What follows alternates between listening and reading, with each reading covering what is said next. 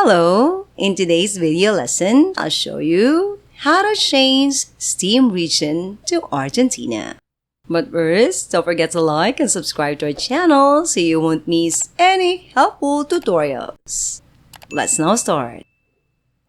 To access your Steam account, log in to your profile in the top right corner and navigate to the Account Details page by clicking on the drop-down menu. Clicking on Account Details will direct you to this page.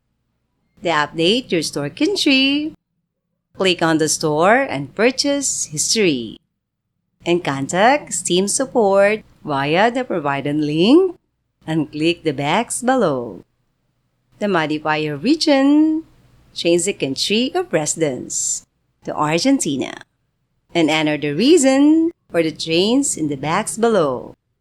Send the message to the Steam support team who will assist you in changing your region via email linked to your Steam account. That's all for now, everyone. Thanks for watching.